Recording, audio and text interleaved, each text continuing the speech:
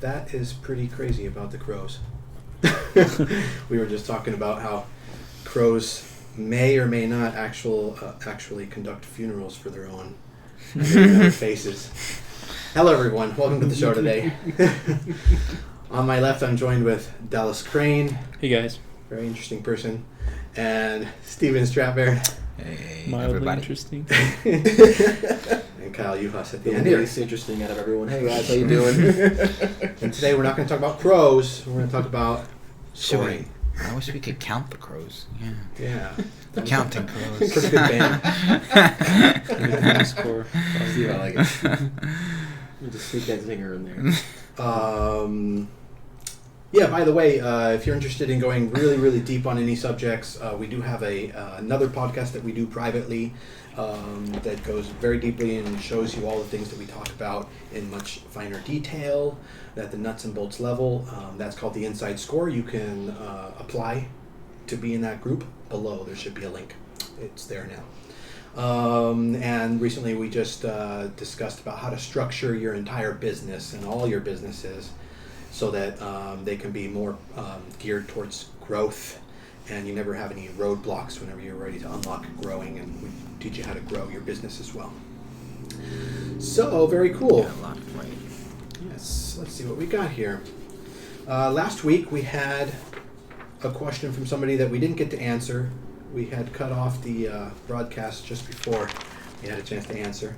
And I think it's a fun question. And it comes from Andrew Cohen. He says, what's the craziest sound or instrument you've used in a score? And I haven't thought about this yet. But we could also open this up to what are some crazy instruments used in scores in general. So let's think about that for a second. Well, the first one that comes to mind is Hans Zimmer's score to Sherlock Holmes with the octobass, I believe is what it's called. And what is no, that? the Exparabass, actually, Exparabass. Okay, Excuse and what me. is that? It is custom instrument made by this performer, and it's like an upright bass, and then out of the side is a cello, and then a viola and a violin neck, and then there's tons of different little bits and pieces, and it's played not only as multiple string instruments, but as a percussive instrument, like different kinds of bows, and you get these scratchy, scrapey, organic sounds. Oh, like a wooden blaster beam. Yep, exactly. Wow, So I can kinda really hear that. cool woody sound, which worked great with Sherlock Holmes. Oh, that's in awesome. that Victorian area. Yeah, I believe Junkie XL, Tom Holkenborg, and Hans and a couple of the guys hire out. There's this one instrument maker. If anyone knows, comment in the link below if you know who I'm talking about. I don't have the name for you, but he has made these metal plates, for example, that you can vibrate and create incredible crazy sounds. Oh, nice. And all kinds of instruments. He may be the guy that put together that particular instrument. Yeah, it's possible. I think he's more string oriented, but anything could That go. I particular know guy. another good weird instrument is the LA Percussions and LA Percussion Rentals on Facebook, obviously in Los Angeles, for the different percussion instruments. Tuned ceramic floor tiles and a bunch of different bells. I think they're even putting on a workshop coming up for composers to experiment with different tone colors. Really interesting. Bass marimba and I all feel that like I've seen that really instrument fun before. stuff. The one you mentioned that he used for Sherlock Holmes. What was the name again? I'm sorry? Exparabass? Exparabass. Yeah, I feel like I've seen some kind of video on that. Yeah, it's pretty wild looking. Yeah. It was like he used that, and then also the Bavarian or the Romanian gypsy band too. Like he went over there. Yeah, they were. Back in the days, you would hire Emil Richards, was the percussionist that, for example, when Jerry Goldsmith was doing the score to Planet of the Apes, one of the things a lot of composers do is they research instruments before they start their score, and so they can make sure that they're using instrumentations and colors that are in accordance with the story and the narrative, right? And so, Bernard Herrmann would research what are the instruments of whatever region that his scores were going to be playing in. But Jerry Goldsmith, for example, would just kind of get creative, and he called up Emil Richards on Planet of the Apes and says, what can we do here, Mm-hmm. So he comes over to Emil's place and says, here's something I've been playing around with, and he was using timpani sticks to hit little metal serving bowls, like salad bowls, but you turn them upside down, and you get this like really interesting like popping sound, like. Yeah, kind of like a metal rototom almost. Right. And but there's a lot of stuff over at Emil Richards' place. There's tons of experimental, a lot of things you can do. At some point, percussionists said, "Hey, by the way, you can bow a cymbal, Right. Or you can scrape it with a penny, is a common thing that you find, or with brushes, Yeah. And so there's a lot of experimentation that can be done there. And Emil Richards was the man back then. He's still around, and you could still probably do that. You could still probably go to his place and tap into what he could do for you. Right. But yeah, the LA Percussion Rentals. Yeah, that's a great example of now some place that's turned that into a full-on business. You could probably just go over there and check some things out, get some ideas, ask what the notation would be, and then bring that back and be able to do that. Yeah. So as far as like stuff that we've used in our own scores, I've used like, Billy Mays, the announcer guy. I've used his voice as a sample and kind of, stretched and squashed it and stuff. Oh, yeah? Which is kind of fun. Oh, that's Billy. cool. Like Who's Billy the- Mays here. Oh, yeah. Yeah. Billy Mays. Whatever. Interesting. Super glue thing. Yeah, stuff like that. In one of our scores was set in the woods with these kind of like backwoods hicks kind of people that were like evil and tormenting some people in a cabin, of course, in the woods. We used bowed banjo and that with really long reverbs and some granular synthesis and that creates an incredible sound. That reverse kind of reverse delay of the rifle mechanism. Mm-hmm, yeah, that was good. Pretty cool. Also in the score for like what was the one, Passion of the Christ. Who composed that score? John Debney. Yeah. Used the Duke. It's not super unusual, but it's a little exotic and a world instrument considered an ethnic instrument. It's very specific to Erhu film scores. is another one where you have like an Asian scores. Yeah. Now it's very commonplace, but these. It just gives you an example of like at one point it broke the mold, and just think creatively and look around. Kalimba probably hasn't been exploited much. Yeah. Yeah, I just wanted to say this one thing. It's kind of cool for the social. What's that one? Trent Reznor. Was that the Social Club? Oh, Social Network? Social Yeah. Network. That's it. He used this cool synthesizer. It was called like Plebeius or something like that. I don't know the exact name, but it had like a rhyming type thing. But you might want to check that out. He used this. Marcus Plebeius. He had this, he in fact, it's on YouTube. He actually mentions it, and this is how we used it in the score. Very cool. So you might want to check that out. Very interesting. What were you saying, Dallas? Oh gosh, what was I saying? I did this one little like soundtrack. It was like a dubstep trap kind of thing, but it was like candy pop on top, so it was really high pitched and kind of like childish and like that candy style in Japan. It was kind of fun. Okay. So it's like like the really hardcore kind of like angry music, but it was cutesy. Oh. I don't know. Interesting. Like really heavy bass drops, but then just like kind of this just Like these cutesy pop on sort top. of synth lines kind of dancing around. Yeah, I hired a Korean guy to do some like Korean voiceovers in the middle of like this saxophone pop dance thing for a commercial I made. Nice. So he's just talking like just Korean like mumbling kind of stuff. Oh, interesting. Wow. Very interesting. Well, another example is like you can put a cymbal upside down on a timpani, and you can roll the cymbal, create a cymbal roll, but because it's kind of being constricted a little bit by the timpani head, the effect on the cymbal itself, the sound is a little bit different, but on top of that, it's warbling the timpani head, and at the same time you can move the pedal and pitch, so you get this sort of like distant echo on what's already kind of this almost reverberated sound, because the cymbal, a cymbal roll, if you don't take it too high, kind of just sounds like water, just Right. But then you add to that the timpani, the fact that the timpani is resonating, and then you can change the pitch with the pedal, and you get this. Interesting.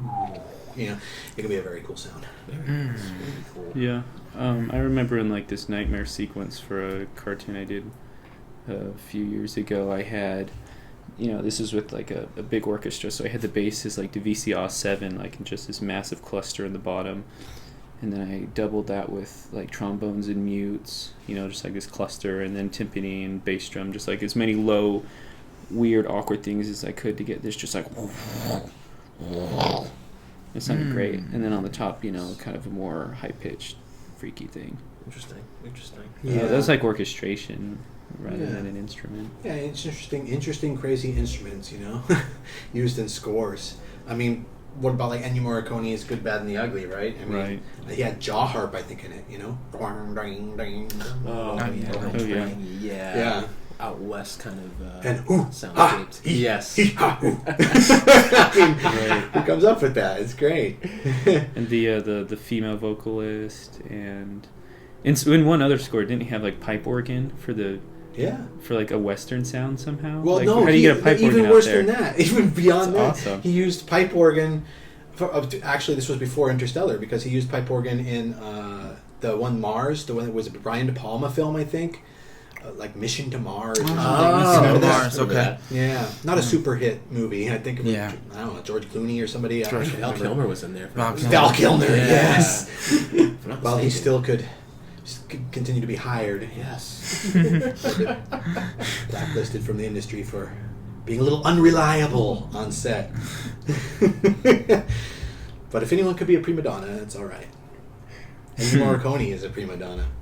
Yeah, the synth comment. Yeah, it's really He's grumpy. I've heard He's on other my blacklist. Too late now. Steven's got a list in his room. He's like, So I'm never gonna hire. Waterboy.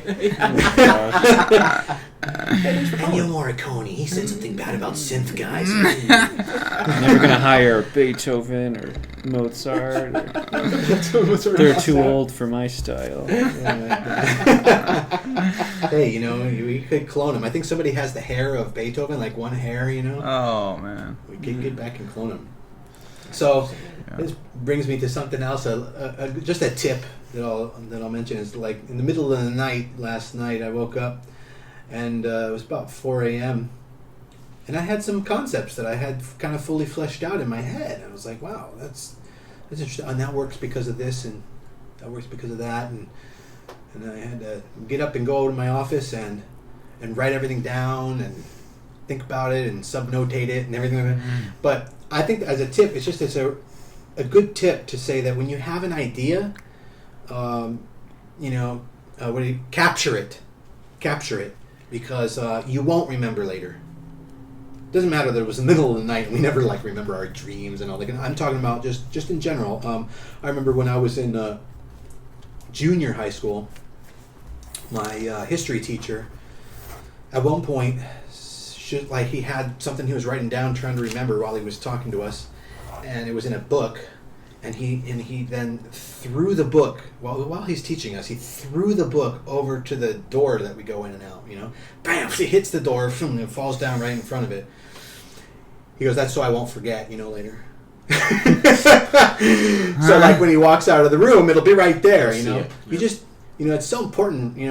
I learned a lot from that one little act that he did. It's like it's so important because you just don't rely on the fact that you might need to remember it, because your ideas, your thoughts, everything you need to do, everything you need to execute, everything you need to think about, the moment you're thinking about them, that's when the neurons are excited.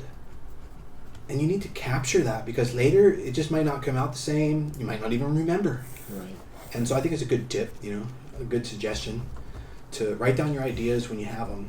What do you think about that? I think it's good post-it notes. I think I've done the same. I haven't not that exaggerated where I've thrown something, but I've done the same where I really put things like in front of my door, like a bag and maybe a book or something like that, or a movie or CD that shows how old I am. Some people put like a rubber band around their hand to remember one thing, or they say write with a pen like on your palm. Yes, that helps for some people. I think because I'm kind of the same way before I finally fall asleep at night. Usually it's just an absolute, thought race going on, and then it's just like, I have to do this tomorrow, Literally, I'll just go over to like a nightstand right by your bed. Oh, nice. Post a note and just one key word that you'll remember, like whatever it is, right, or just something along those lines.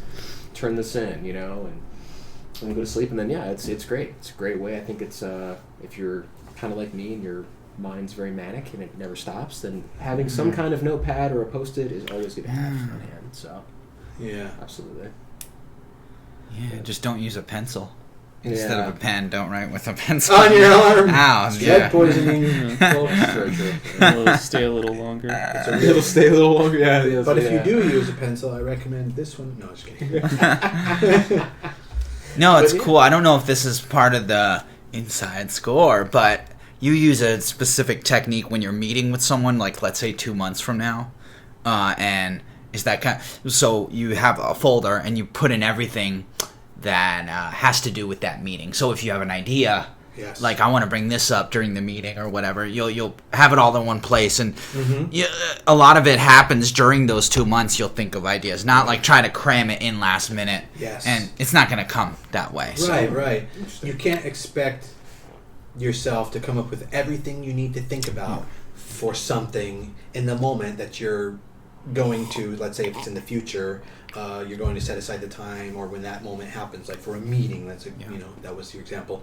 You're going to get ideas while driving, you're going to get ideas late at night, you're going to get ideas while you're out. You need to have like something on your phone to just like record your thought. Yeah, good thought. Use Otter is a good example of one that can transcribe that's more like transcribe your conversations, but maybe for thought recording, maybe Evernote, that's a good one. Or if anyone else has a favorite app they use to like jot down their last second ideas or spur of the moment ideas, please share it, in the comments. But have that, because you need to be prepared. You're an idea person. That's your value on this planet. Your ideas, so you need to learn how to capture your ideas so that you can fully cultivate them. Sometimes that first moment you're thinking about something is the most interesting and exciting and most impassioned moment that you're thinking about that particular topic. And like for instance, we'll use Otter. Sometimes I can anticipate, but I'm not sure that we're about to talk about something here at the studio that might be interesting, and I have on my phone it's a widget, for an auto recording. You just boop, that's it, and starts recording. You put it down. By the end of our conversation, if we went somewhere deep with it that we want to remember, and we went on an exploration, Otter fully transcribes the entire thing, and you can click on words and it goes right to that moment in the recording and plays it back for you. Otter.ai, that's a really good resource.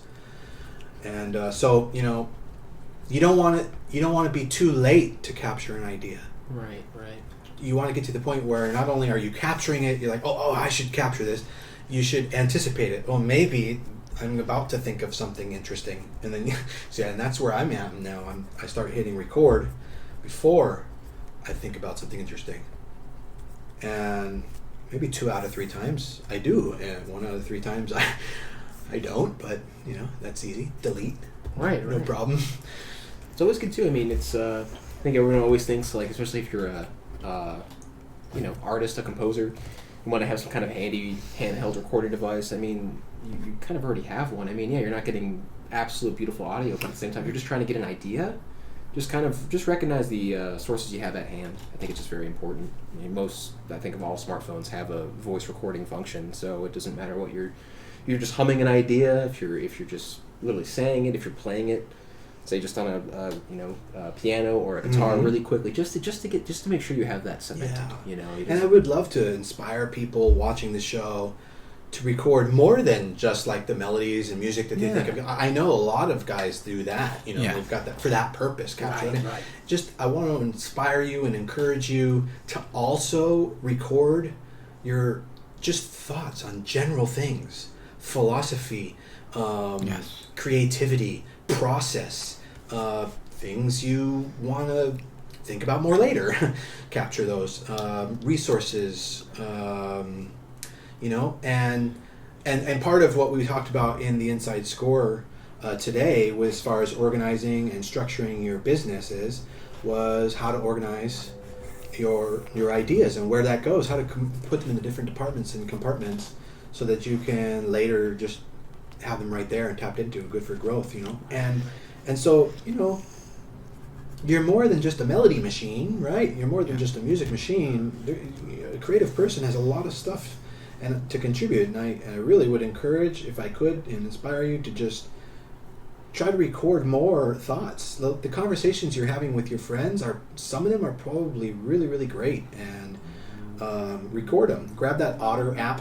It comes with 600 minutes free per month, so that's 10 hours of recording. And, after that, you'll probably find it so valuable that you're cool with paying whatever, I think it's like $2 a month if you ever wanted to upgrade. And it's just, you can download your recordings and the transcripts later, so you can offline them. And it's a great habit to get into, and I would just encourage you to do it more, just with almost everything, like we're recording right now. Right. Yeah. I've got my book, and I record lots of stuff in there. I make lists, and I plan, and in the back I've got creative projects for when I've got nothing else to do. I'll roll the dice, and I go work on that project. Yeah. Trying to just keep organized, because, it's hard to tell in the moment. Is your idea just a result of you being in a situation you're unfamiliar with, or is it a genuinely creative and original idea? And sometimes you just have to store it and then look at it later when you have a little more perspective, and then realize, this was actually a pretty great idea. Yes. And this other one was just a little reactionary and, not really useful anymore. Yeah, absolutely. When you're composing a score, in the beginning, you sit down at the piano and you start coming up with ideas. In the old days before MIDI, you'd write them all down. Every time you had an idea, you'd write it down, so you could just come back to it in like 30 minutes or 5 hours later, go back to it. You'll find sometimes you'll think of the same idea twice. You're like, ooh, but wait, wasn't that something I already did? Oh, I already thought of that, But this is an interesting variation on that.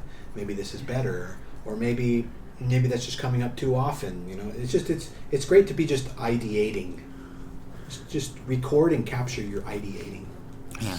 Yes. And also what has been fundamental in my growth is bounce your ideas off other people, because you might think of something, or they might hear something that you're saying. They might even hear a different angle, and then you're like, oh, I never thought of it like that, and it just develops that idea even further, maybe in another direction.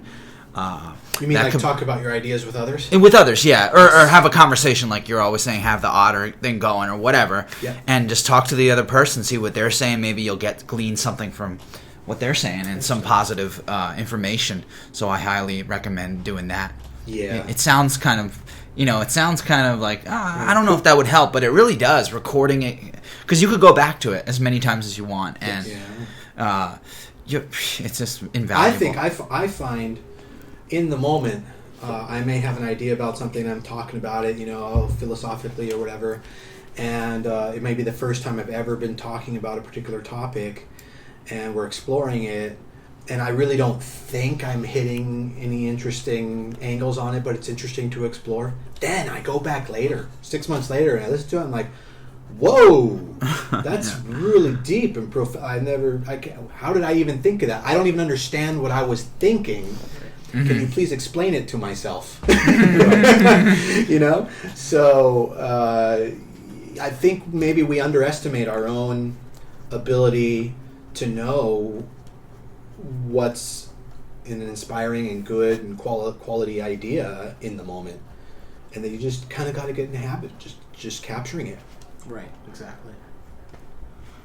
And even, let's say you're like, I want to use this, like, we've been watching this movie, it's called The Edge, and Evan's seen it like, a dozen times. And what's interesting, I noticed that he, like, even though he's seen it 10 times, he's always getting something from it. So he's seeing it from a different perspective. And I've done that with, like, it could be movies, or maybe you've seen a video, like, from 2 years ago, and you watch it again, and you're like, oh, I didn't see it like that 2 years ago, but I've grown since then, and, I took something else away from it. Yeah. This time, so you can revisit things every once in a while, and every couple of years or so. Yeah, if that happens to you, like you watch a movie, it's great. That's a great example, and then you watch it again 10 years later, however often you rewatch movies, and you notice something new that was kind of a thread that was in there, but you didn't notice it originally, that's a great example. That's just proof that you have the ability to underestimate your original understanding of something and really value it in a different way at a later time, because you're growing as a person. Yes. Yes. I think that's actually, Steve, that's really good. What Evan just said too, that those really do kind of coincide, is that always remember that you are always growing, you are always maturing. Even if you think you're at a certain level, you don't think you're really going to go maybe too far beyond that, or you think you're content possibly with where you're at. I mean, it's not the case. Our mind is always expanding. It's always gravitating towards something new, or a new experience. So go back to previous, whether videos, music you like, and just kind of see if you have any perspective on it. See if you're picking up anything new from it. I think it's just it's an excellent point. One philosophy that is out there is that when you feel you know a lot, it might be a good moment to unlock that you should start teaching some of what you know, and not necessarily, it could be completely for a self-serving reason, which I'll explain right now, but of course there's the benefit to society and you're giving back, but some people just don't even want to do that. Right. I mean, that's the honest truth. Some people just are hermits, or they like to have their proprietary learned information. They highly value it and they don't want to give it away, and I can understand that, except for the fact that one of the reasons you may wish to start teaching is because, and there's a philosophy about this, is that it teaches you that there's always room to learn. Okay. And so by teaching even simple things that to beginners, it keeps your mind open to the concept that brains learn. It's like, you don't lock yourself into a box. And so then I encourage you also therefore to find a mentor who's further on than where you are at your level, and learn from them. Yes. Go volunteer to learn from them. And that doesn't really get unlocked in some people, because some people just want to say, maybe I have some things to learn, but man, I'm just killing it from where I'm at, Right. So I don't know, but if you just, in order to open your mind a little bit, if you just try and teach some beginners, maybe one or two students, or start giving some advice publicly on social media or something, it just activates that aspect of yourself to know that you also are capable of being a student as well. Yes. Teaching teaches you that, and then teaches you that there's always someone else to learn from, unless you're Jeff Bezos, but there's always someone higher up than you. Yes, absolutely. Just one quick comment I thought about with the idea thing that you were talking about. Even though maybe an idea isn't relevant right now, maybe, let's say something pops into your head and you say, man, I don't see how that could be relevant. But just when you have it there, maybe 2 months down the road, you could say, oh, okay, now I could, it's kind of in your little box, and you could take it out now, and now it applies. So I love that idea of just keeping everything there. And yeah, the other thing too is a lot of information, at least I've noticed, takes at least like a year to really truly process. Yeah, true. You learn it and you become familiar with it and you get some traction fairly quickly, and then it'll subside and you'll probably forget about it for a while, and maybe it'll pop up now and then. But if you've got it, in your records and you look at it every now and then, by the time that year comes around, you've really danced your way, full circle around the concept, and now it's a part of you and you're familiar with it and you're confident enough to use it. It's no longer this, I'm doing this because another person is doing it, I'm just trying to be them. You've actually absorbed it and it's become part of you, and now you can expand and take some risks with it that you weren't so sure of before. And one of my teachers was Lalo Schifrin, and he told me almost exactly what you just said, and he just called that gestation. Yep. Like concepts have to go through a gestation period just like everything else. You learn something new, it doesn't mean you got it right away. You may think you have, but there's a bit of a Dunning-Kruger curve to that. So for the first few months, you may think you totally understand that, but there's always a deeper understanding because there's so much application to concepts, you know? Yeah. And I think related to that curve you're talking about, it's almost like you learn it and you get really good at just one absolute application. Like I was studying, like 3 years ago, the 7 and 9 note chords in Empire Strikes Back. And you get really good at a singular application. And then you think you're just the greatest, and then you realize that, like, oh shoot, there's a million other ways that this could be applied, and now you're kind of on your own. But during that gestation, you start figuring out, okay, what are the building blocks? Where do I start with this concept? And what's foundational to it? What is ancillary? And then over the period of a year, you start figuring out, oh, this is how you do it, and this is how you can shape it and morph it, and these are the boundaries for how far you can go before you're moving towards some other concept. But yeah, that's definitely my experience with that process. Like very quick, singular concept, and then let it sit as you try and figure out everything else and how it relates to everything, and then it starts coming back. Yeah, and if you can review it, then it's wonderful. If you can't, then you probably have a ton of concepts in your mind that never got past that first stage, and they're just kind of sitting there, and maybe you've lost it. But yeah, I doubt that a little bit, because if you were to see it again, you'd probably refresh pretty quick. But as far as gestation, I don't know. So I have a question for you, Dallas. So do you take like that little concept and then apply it to something? Like if you've learned something, will you then use that in some way in some of the things that you're working on? Or yes, like but not in the direction that I assume you're describing. It's usually when I do any kind of study, I approach it with a question in mind, and I'm looking for an answer. So I could say like, oh, how do I change keys effectively, or what is the orchestrational role of the bassoon? Maybe some technical question like that. So I have a question already, and then I pick a score, or I pick some musical, thing to study that has the possible answer in it. When I find that answer, then obviously I'm going to apply it, because I already have an issue lined up for it. It's almost like a problem. Yeah. You're stating a problem or something. Right. If you were to go the other way and say like, oh, I'm just going to study this because I think it's cool, no real goals, and you find something you like and then you apply it. Maybe it works, maybe it doesn't. But I don't think ideally that's the right approach, because then you're just inserting cool ideas that, it's like going to the supermarket without a list and you just pick out the flashiest foods and then you're trying to cook a meal with it. It's not going to be great if you didn't have that concept beforehand. Even though you might have some pretty fantastic things going on.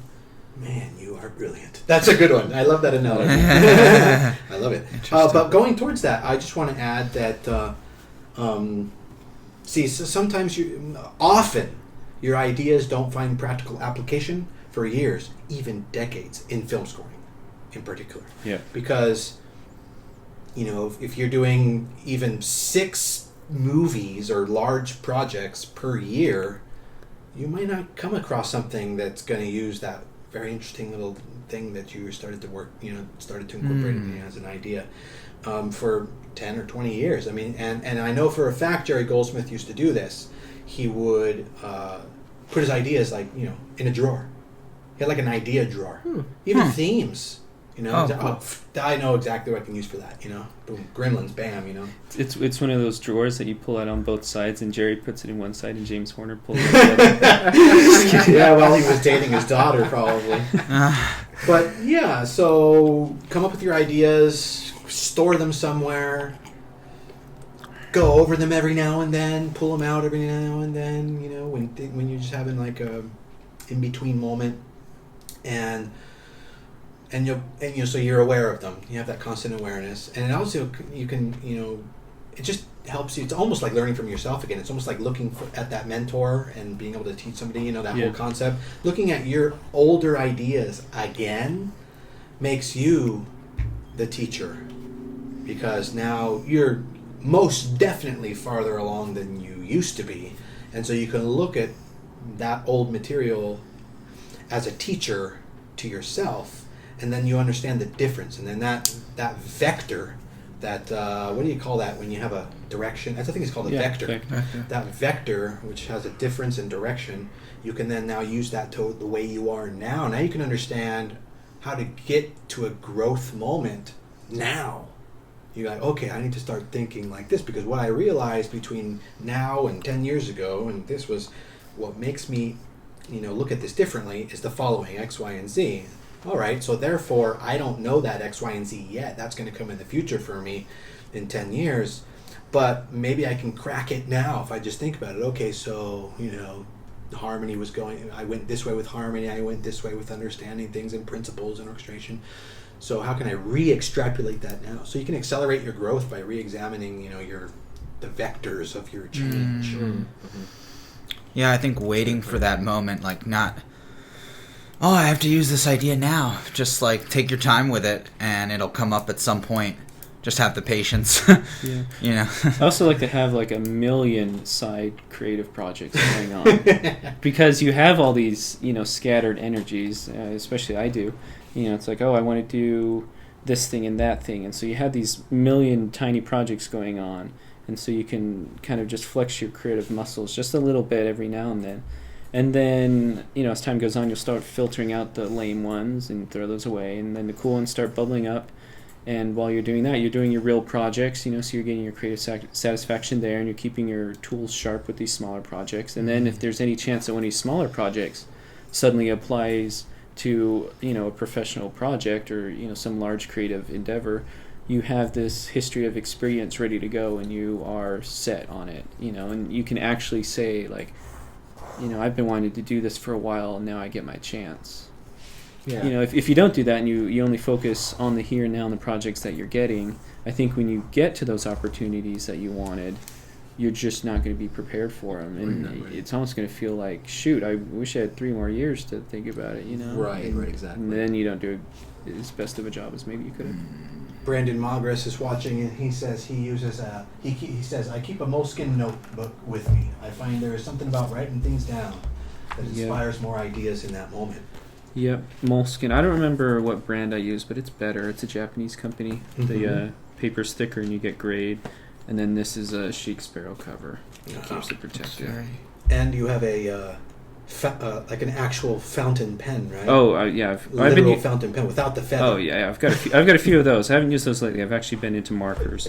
Okay. Just because they draw really well. Oh, but nice. Fountain pens are great too. So do you have like a collection of those? Like when you finish it off, then you bookshelves and bookshelves. I've been doing this for almost 2,000 days plus 600, so probably like 3,000 days straight. Wow. And Stephen, we had to talk about that recently. Are you going to try and keep all of your notes now? Or are you going to? Oh yeah. I just need to figure a way of like knowing what is in what. Like, if I take this notebook out of the shelf, what's in there? Wow. Right. Well, maybe one day someone can help you with that. Sounds like the Bujo method of notebooking. I'll show you. But I mean, that's what you do too, Dallas. I mean, Yeah. it's like just brute force, note taking. Yeah. I don't know, yeah. No, there are structures to do it. You can put the organize dates them. or Yeah, something. and you can have an index at the this beginning. was from such and such February to May There you go. 2000. Yeah. I think that's perfect. Or When I write, I'll give you Yeah. a tip, by the way, that when I write a cue, one of the very first things I write is the exact time and day that it is right there, because I'm always measuring my performance, and I need to know how many minutes. I mean, most people maybe think about how many hours it took them to write something, but I measure it down to the minute. Actually, measure it down to the second. So I put, how long did it take me to write this complexity of music for this number of bars with this orchestration. I put the exact date and time at the beginning, and then I put the exact date and time at the end when I finished. So I know, and then I put when I've made breaks as well. So I know exactly how many hours it took me to write that much music, because you want to make sure you're always able to output at least 2 minutes of music per day, fully produced, And so in MIDI land, that can be even harder because there's so much production aspect of it. But with notation, it's much easier. Everyone, you should learn notation, and your life will be much easier. Yeah, because I was just doing this cartoon thing, and I could get through like 6 minutes a day of like notation and kind of shorthand scoring it. But then the actual orchestration and the MIDI performance of everything takes forever. Yeah, because it's got to sound exactly right. Yes. And you have to get everybody to. Most of the big composers like now have in-house Mockup engineers, but some places that is how they create their music, and so that is the main composer is their rig, But some composers who write by hand have in-house mock-up engineers, but there are some services out there too where you can hire freelance mock-up engineer guys who are really incredible. One of the best on the planet. I think he won the award for best of the year, like mock-ups or something. There was some competition for that. I don't know how to pronounce his last name, but he's a very nice person, and I think he's just moved to L.A. He's going to be working with Tom Holkenborg. His name is Daniel Beisbaum. I believe he's from Sweden. I could have that wrong. Could be Switzerland. To us in the United States, we really don't know the difference. Could be Belgium for all I know. Yeah, or Holland. Holland, yeah. Beisbaum. It's one of those just places where wonderful people come from, and he's really a wonderful guy, and we're happy you're coming to LA, Daniel. But you can hire that out, and so you can get a lot out of writing by hand. A lot. Your ideas can be more well expressed when you notate by hand. It could even be English. You don't have to write music if that's a little bit too difficult for you. You can just write English instructions. When the guy jumps out of the tree, I want some big clang. It could just literally be in English instructions, and you can actually be able to hand that over to a mock-up engineer with your maybe your main themes and that kind of thing. Now that's if I could just encourage anyone to just ideate on paper first, it's very beneficial. That's similar to what John Williams would receive. I guess any composer back in the day would receive prior to scoring, right? Before they had their viola and stuff, they would get the timing sheets. Timing sheets. Yes. And in animation, of course, you get the exposure sheets as well, which is even more specific down to the frame. Yeah, I teach a method where you use your computer to create those timing sheets, such that you can see where the most important hits are in your bars and stuff, and then you can use that as sort of like the map of how you want to plan your composing for that particular cue. So I do teach that privately at the Film Scoring Academy and at this summer's Total Scoring Mastery Workshop, as well as in the Inside Score group, if you want to check any of those out. So, ask your questions below. I see Eve says he just wanted to say hi to all of you and to have a great show. Hey, thanks, Eve. Hey. Eugene says, I'm at the Clifford Brown Jazz Festival in Wilmington. Have a great show, guys. I'll watch on the repost. Very Nice. Very cool. Enjoy it. We'll see you there. That's awesome. Tomas Iglesias asks, virtual orchestration presents problems. Which solutions differ from real orchestration, and vice versa? If most of our compositions are going to end up on a DAW rather than a stage, should we focus our study on virtual orchestration and neglect or minimize real orchestration? What are your thoughts? Real orchestration isn't based on the physicality of the instrument, but the apparent effect of the sound generated. So I think if you study true orchestration, conceptually it should apply to MIDI, even though the instruments are different. That goes pretty much towards what I was going to explain as well, is that it doesn't matter whether you use MIDI or real instruments, it all goes in the human ear. And this human ear is designed for Earth, which is at certain atmospheric pressures of air, oxygen and nitrogen and all that, which bounces around the vibrations that an object is making in such a way that we are able to sense them in what we call audio, and we're able to perceive all those differences. Just like we perceive light differences, we have an audio difference. We basically have a sound and a air pressure difference sensors. That's what these are. Air pressure difference sensors, and they're quite acute too. I mean, you can have like Jacob Collier, you can You can sense, the internally, difference between 18,000 vibrations and 20,000 vibrations. Yeah, so it's pretty amazing that we've come that far. It started with just like somebody goes boom, and you're like, whoa, what was that? That's enough. Just air pressure difference occurred versus it was not occurring. And then we're like higher pitch, lower pitch, faster, slower, multi-layered, major, minor, orchestrated, clustered, aleatoric, and it's pretty remarkable how far we've gone. And the thing is, it doesn't matter if you're doing virtual orchestration, MIDI work, synthesizer work or whatever, you can't escape the physicality of the fact that you're designing something to come out of speakers, go through a sound space, and hit ears as a result that hear a certain way on Earth, and humans are your target demographic. There's a curve that goes with that, and all the physics that apply to sound on Earth apply, even if you're not using acoustic instruments to generate what the audience is going to be listening to.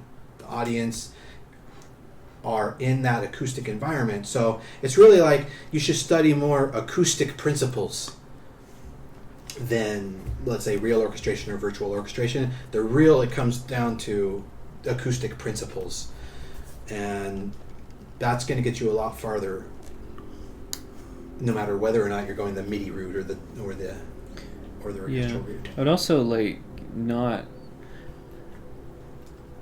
I want to say too that the differences between MIDI orchestration and physical orchestration probably aren't as great as you think. If you improve the manner generally in which you orchestrate, you're probably not making a lot of mistakes that would be magnified by the MIDI orchestra anyway. So if you're writing properly, then the MIDI orchestra is not going to magnify the issues that you would have had otherwise. So that's my assumption. If you write something bad in real life, it's going to sound 10 times as bad in MIDI. If you write something that's only 1% bad, then it's only going to sound 9% worse in MIDI. Right. As opposed to orders of magnitude larger if you're just messing up like crazy. Yeah, absolutely. Cool. We've got some more questions, but first I wanted to turn to Steven. Steven, you had something you wanted to talk about. Yeah. Spotlight. Is that how I do it to Dad? Sometimes I feel like I do it to Dallas all the time. Like, Turn to Steven. Because I was kind of Well, it's kind of like I was gonna maybe touch upon this thing. I'm teaching this course in the summer about digital and audio synthesis in film scoring, and I'm gonna just basically in the course introduce all of you to what are the techniques, what are the various techniques for, everybody knows subtractive synthesis. That's kind of like the synthesizers from the 70s to the 90s, the early period, and a lot of that falls under subtractive synthesis. But I'm going to deal with a lot of the more exotic types, like we have additive and we have wavetables, pretty a new technique that's come up in recent years, although probably goes back to the 80s, I would say. We have all these different types of synthesis, and I'm really excited to introduce you. Some of them you probably never even heard of, there's vector synthesis. Wow. Sounds pretty complicated, but it's not. Okay. Cool. And then we have, FM synthesis. A lot of people have heard the terms. They don't know anything about what that is. So I'll be really going over what that is, and I'll really make you guys understand it to the point where, okay, now I understand. It's not just some esoteric terminology awesome. that you guys will hear. But yeah, I just want to introduce you to all of them, and then you'll be like, okay, now I could use this in my film scoring. I can now use this because I know what it is, and I know, how to use it. So yeah, I actually remember when I first started out having a sort of almost a fear of synthesizers because it was hard to classify them in the same way that you classify the rest of the orchestra. You can what you can expect with woodwinds and brass and percussion and strings, but then you get to synthesizers and suddenly it's this garbled mess of weirdness and nothing fits together with something else. But actually, there are structures like you're talking about. Yes. And, once you get that concept, it starts to crystallize and everything lines up, and now your toolbox is in order and you can start making decisions. Yeah, what's interesting, I realized there's all these terms. At the end of the day, a lot of them could be melded in, subtractive synthesis and additive. They're all dealing with the frequency spectrum. And you're just manipulating that at the end of the day. And they're just different techniques to how to manipulate that frequency band and like an audio signal. I thought that's very interesting. They're all actually related in a way that, maybe they're not as different as people say they are. Right, because in the end, it's just different ways to push a set of atoms through the air at a different rate. That's all that it is. because all we're doing is using our sound pressure and difference sensors Right. to figure out what's going on. So Yeah. we do a lot of crazy stuff to. But you're right, it is a little intimidating, Dallas. I mean, all these, like, whoa, what am I going to do? What am I going to even know to use with this FM synth? I don't have the time to do that. I don't have the time to learn that. And they don't even know how to use it. So it's very intimidating, I think. Yeah, so I think you were rightfully right in saying that. Oh, how am I going to use this? And then use it in the orchestra. How do you do that? And, right. And then it's... Steven's going to break that down to just the fundamental level so that you can understand that inside and out, under the hood, a lot this of summer. Yeah, a lot of I think the instruction's not too good because they don't really explain it in a way that is, like you're saying, from the ground up. And they're just throwing terms around like FM carrier modulator. What the heck does that even mean? So I'm going to break that down to the point where you can actually understand it from that fundamental level, and you'll say, oh, that's all it is. That's all they're doing. Oh, okay. It's not some thing like that. So it's like reading the VCR instructions from like the 80s. You're like, what? Right. Oh god. The leg bone connects to the ankle wire. Flashing 12 o'clock. It's still flashing 12 o'clock. How do I change it? The circular peg isn't fitting in the square hole. I don't get this. But yeah, cool. So let's see. Now we have a question from Josh Cook. He says, question for you. Do you have any guide for the dynamic range of voice in film, music in film, sound effects? If you're doing post-sound, what's a good reference for dBs or LUFS? Yes. Well, yeah, that's going to require like a lot of showing you like different spectrum ranges and everything. But I will say this, that if you want your music to be heard, don't write it in such a way that they have to turn it down. Yeah. I mean, man, that's fundamentally it right there.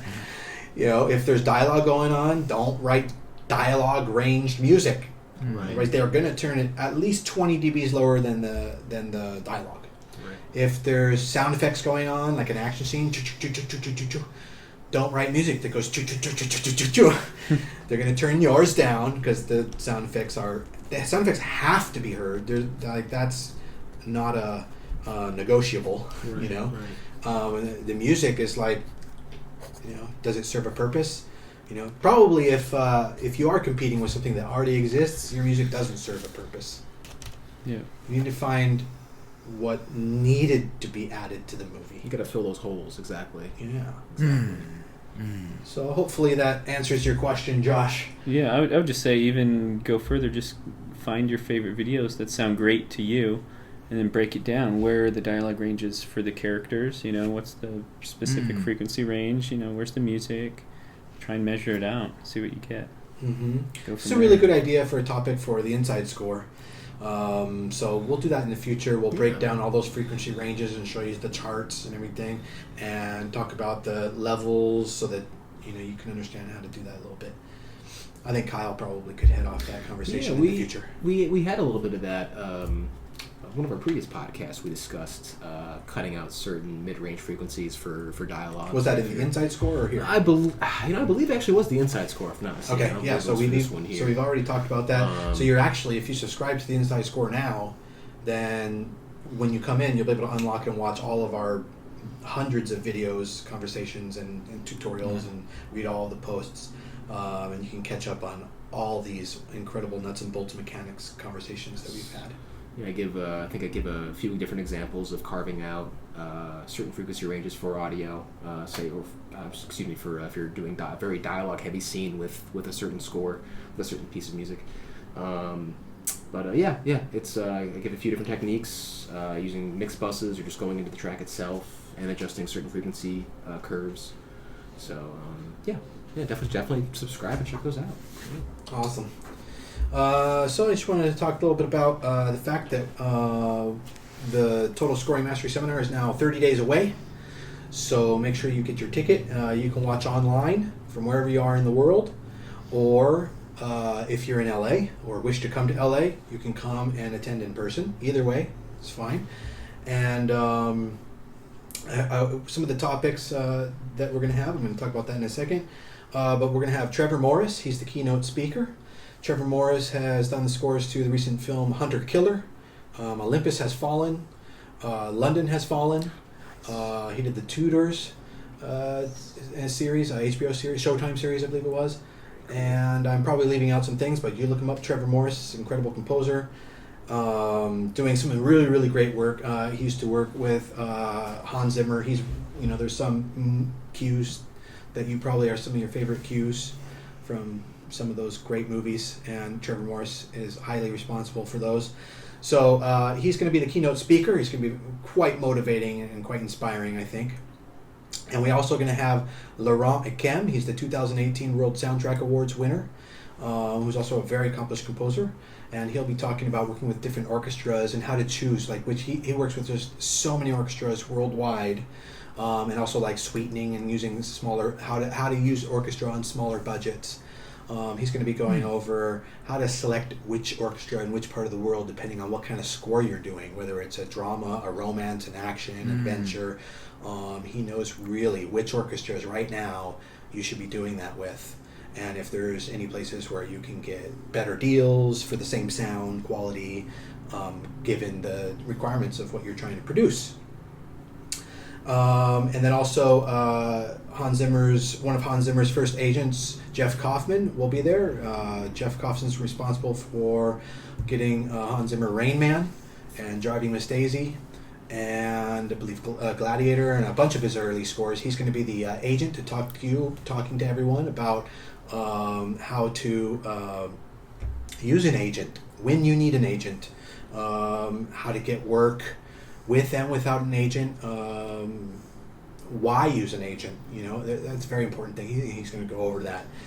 And then so some of the courses we're going to have there are, I'm just going to kind of run them down real quick. I'm not going to go into them too much because there's 45. So, but preparing for success. So what are the best strategies that you can use in order to ensure your long-term success? Discovering your voice, what is it about you that makes you you? How to create absolute superior demo reels.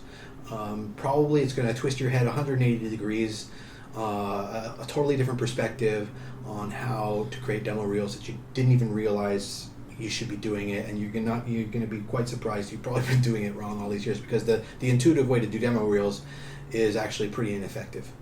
We'll be talking about how to get work. So I break that down into an exact system where, for example, we have thousands of students at this point who, you can check out the testimonials on the website, who talk about, for instance, there's Alejandro Villanueva from Mexico City. When he took our How to Get Gigs master class, after that he was able to get 6 gigs in 1 month. And he went from thinking he was probably going to have to give up on this dream and career to doing it full-time. He now does it full-time, and he's supporting his whole family now. Awesome. Yeah, awesome. It's incredible. On day 2, we're going to start talking about meetings and pitching, how to conduct yourself during these meetings and pitching. Why do meetings? Why do pitching? How can that be beneficial? The art of negotiation, where I discuss a strategy that I invented called the under-over technique. It's a great way to secure a gig no matter what the budget, and how to negotiate those deals and how to secure actually better budgets. And then score budgeting, how to break it up. We'll talk about overdubbing, soloists, small orchestras, foreign orchestras, union contracts, sweetening, the rule of 3. Project management, that's a whole nother masterclass, where you're going to learn how to schedule and manage your own time, your productivity, and your entire team's massive workload. Spotting, so now you've got the project, so now you need to figure out where music goes, why, and what you're going to do. And there's a lot of psychology to that, so that's quite an important masterclass that a lot of people probably don't put a lot of time and effort into learning, and yet it's kind of the driver of the whole show. In fact, I'd say spotting is almost 90% of everything. Yes. On day 3, we're going to go into musical form.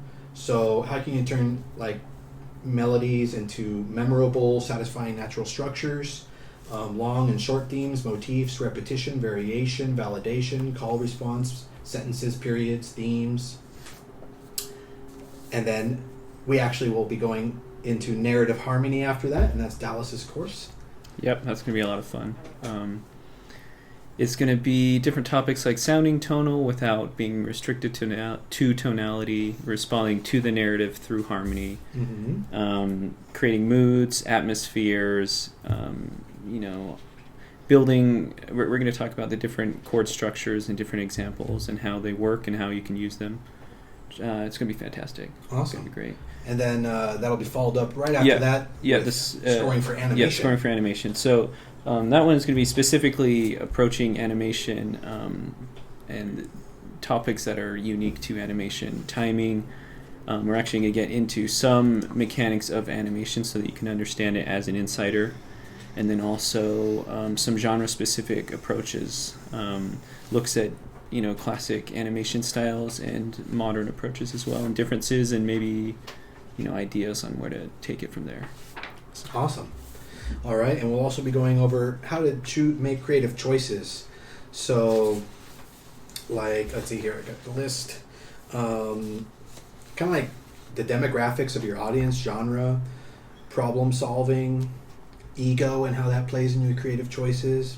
Doing monothematic writing, leitmotif writing, thematic writing, sound design, songs, approaching things with songs, electronics, ethnic instruments, idiomatic writing, pseudo and authentic writing, harmonic palette, distinct musical colorations, minimalism, serialism, bitonality, multimeters, pandiatonism, parallelism, atonality, modern and contemporary writing, making creative choices in general, and there'll be a bunch of examples as well. You'll also learn about the legal aspects of the business, so contracts, legal terminology, dealing with what do they all mean. There's a ton of legal terminology that you're going to have to learn, and so that's going to really boost your knowledge in that area. And on day 3, we'll be going into narrative scoring, which is kind of like the psychology of like why humans crave storytelling and in the beginning in general. So when you're doing film scoring, for example, that's a story, and there's a lot of psychology that goes with that, and you need to understand how you can convey that in your music. A lot of people think that being a film composer is about supplying music that's sort of like appropriate from here to here, and that's like what a lot of people are doing, except it's a lot deeper than that. I'm going to show you how to discover a lot of the deeper meaning in the scenes that you're doing and in the projects that you're doing, so that even if you were a lesser skilled composer than someone else who had tons of experience and all the equipment and money in the world and is churning out score after score and is killing it, you're actually be able to satisfy audiences more and make those movies more successful than they could. You're going to learn live session recording and management techniques, like how to treat a room for recording, acoustics, baffles, microphone selection, working with contractors, musicians, headphones, cue mixes, talkback, video sync, overdubs, striping, session order, breaks, union considerations versus non-union considerations, remote recording, and the best orchestras, local versus foreign orchestras. That's where Laurent is going to come in. You will learn how to do session conducting, which is a bit different than actual conducting, because sessions run at breakneck speed, and you need to be able to actually already be practicing your next moves while you're conducting your current moves. And we'll be teaching you how to do that kind of stuff, being in the booth versus getting on the stand, finding tempos in your head, how can you do that, thinking while listening, making corrections without stopping, left and right-handed conducting, non-verbal communications, choir is a huge difference in conducting choir, and the differences between session conducting and concert conducting. And then on day 4, you will learn how to create memorable themes. So the gap fill principle, avoiding certain harmonies in your melodies, fracturation, repetition, intervals, leading tones, embellishments, expectations, surprise, leaps, pickups, cadences, sentence form, and period form. And, you know, it all leads to like more satisfying, more memorable melodies, which I'm going to unlock for you. That's a really exciting one, because you're going to be able to come up with any idea and turn it into something that's one of the most well-remembered melodies that's out there. We used that technique recently on one of our scores, and I think we created something that's like maybe like Twinkle Twinkle Little Star, or it's very, very memorable. Very memorable. And then how to use themes and motifs in general. So like you can use parts of your material in order to construct your entire score. So you don't have to be thinking and composing all the time. So you're going to learn how to extract from your source material, unify your themes, how to find more material when you need it, and how to break down larger concepts into their most simplest form before they dissolve into concepts that aren't their simplest form, and how to re-put it all back together again. This is on day 4, I believe. Yes. And then approach. So what style or genre or paradigm or tone or scope are you going to take? Hit points, turning and shifting points, mechanisms of shifting points, hits and stingers, what are the differences, dramatic choices, pre-planning all of this versus ad hoc planning, and what are the pros and cons of either. And then in composing cues 3, the art of scoring a cue. So what's the difference between art and function, and how to create a cue, justification and validation, score weaving, inspiration, finding inspiration, micro and macro scoring, techniques for variation, the rule of 3, and reusing material. And finally, blockbuster orchestration on that day, which is going to be a real turning point for everyone's learning. We're going to learn all about the overtone series, applications of the overtone series, voicings, blends, balance, tessitura, the non-clef, voicing ideals, blend ideals, divisi, the strings, the woodwinds, guidelines, drama, how that plays in, instrument idiosyncrasies, the brass and extended techniques. That's going to be a pretty powerful masterclass that's going to go on for as long as it goes on. It's the last class that day, and we may keep going. Day 5 will be our technology day. In the first class in the morning, you're going to learn craft versus art, the importance of music technology, investing capital, growing your studio, what to buy and when to buy it, what not to buy, the best growth pathways, basic setup versus an expanded basic setup, critical reverb, the best sample libraries, multi-computer setups, more sample library ideas, the best plugins, a high-end setup configuration, more sample libraries that go towards that, gear, microphones, monitors, and where to find all this composer technology. That's going to be a fun one, me and Kyle. Nice. And scoring templates. So this is huge. How to manage and create large scoring templates. So you're going to learn about articulation, style mapping, sample library mismatching, performance intervals, long notes, short notes, effects, phrases, dynamic crossfading, layering, frequently used choices, infrequently used choices, organization and conventions. That's going to allow you to have workflows that will get you to be able to do any job as fast as possible and at the highest quality possible. And right after that is Steven's analog and digital synthesis course.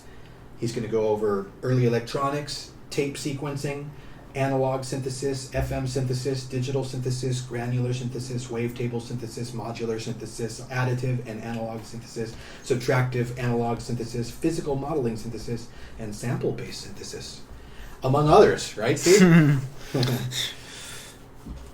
And then it'll be followed by how to tune your ear better and activate your sort of critical ear, how to sharpen the acuity of your ear to the point of becoming a fine audio surgeon.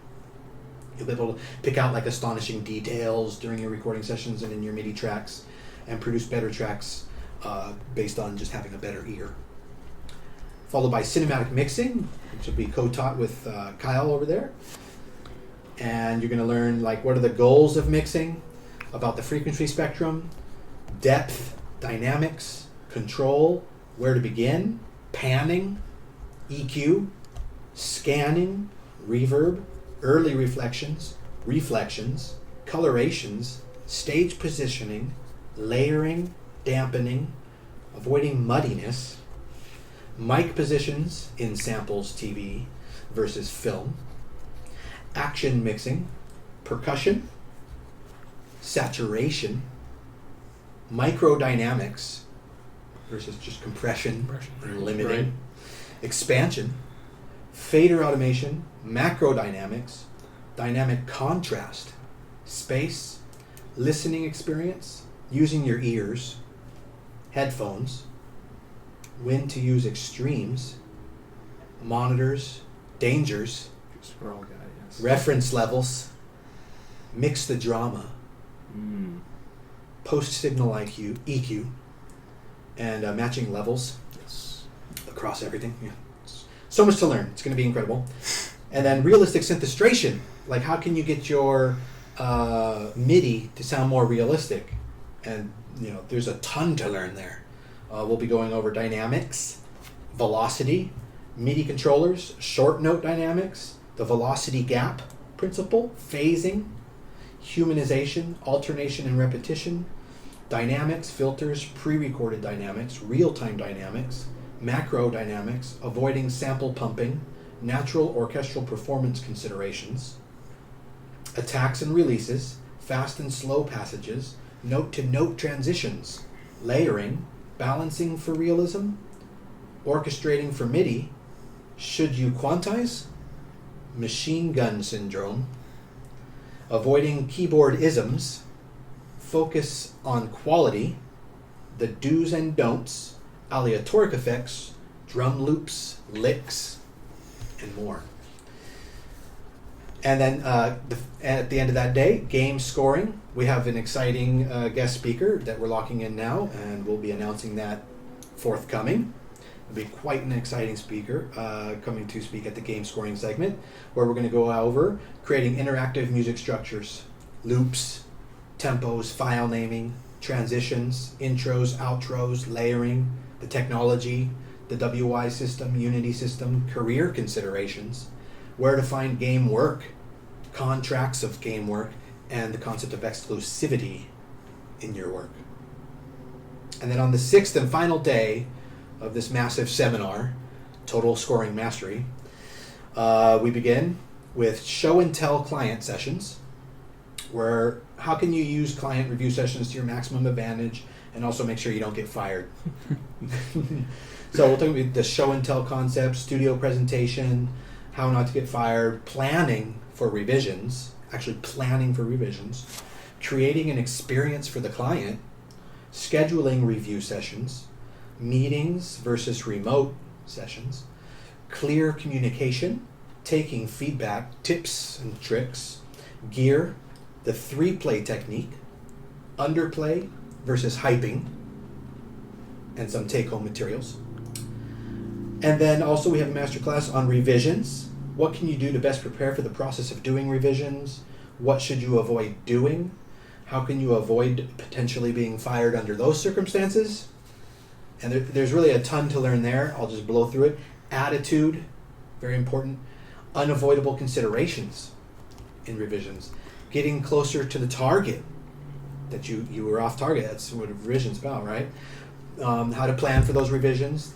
The impact of that show and tell presentation on these revision requests, minimal versus maximal effort strategies, how to take criticism, what questions to ask and what questions not to ask, how to think positive, and reassessing the creative vision, the concept of ego, taking feedback, fundamental direction changes, demographic retargeting, how to approach that, genre or style shifts, avoiding a total train wreck, avoiding resistance, what could be done in MIDI edits, what could be done in audio revision techniques, framing revisions as a later process, the confidence answer, and the dramatic needs. So that's the focus you need to focus on.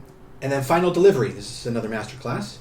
How to organize your files, bouncing stems, naming standards, planning for your team, how to group stems, re-verifying sync, last-minute picture changes, frame rate, drift, sample rates, labeling, pull-ups and pull-downs, last-minute music edits, conforming, coordinating with the post house, deliverables, reel breaks, reels versus cues, re-rocking reels, file formats, digital delivery, mixing schedule considerations, bit rates, dither, the dubbing session, the mix stage, the music editor, picking your battles, attitude at the stage, getting final payment, protecting yourself, creating the cue sheet, securing their next project, distribution and festivals, followed by mastering and soundtracks, because now you got to put your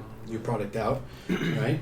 So in that, for mastering for soundtracks, it's a little bit different than cinematic mixing. You're going to learn a different concept of dynamic range, about the stereo image, about bit depth, sample rates, peak limiting, dithering styles, high quality MP3, and alternate wave file type considerations, compression in mastering, EQ in mastering, A-Bing, that's where it's all at, sequencing considerations, gaps, artwork, graphic design, font selection, packaging, the importance of barcodes, establishing with a label, self-publishing, creating your own label, production deals,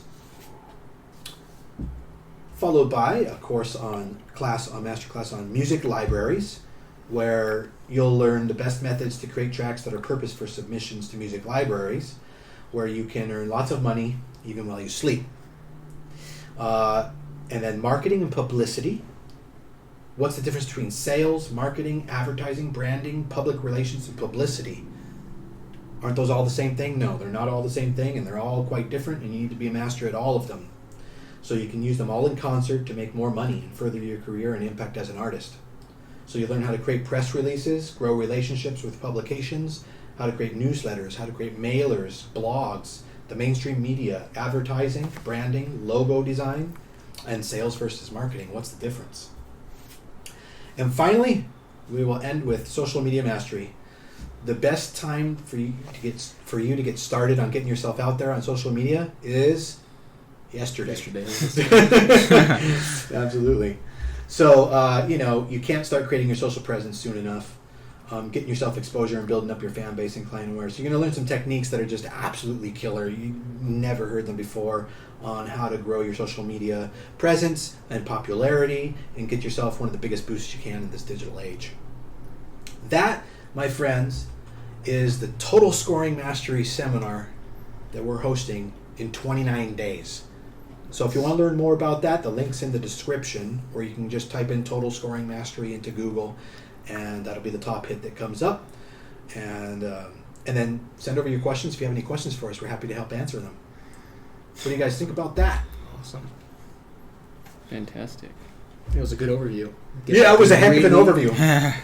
Give you guys a really good kind of foreshadowing as to what you're going to be learning and picking up for sure.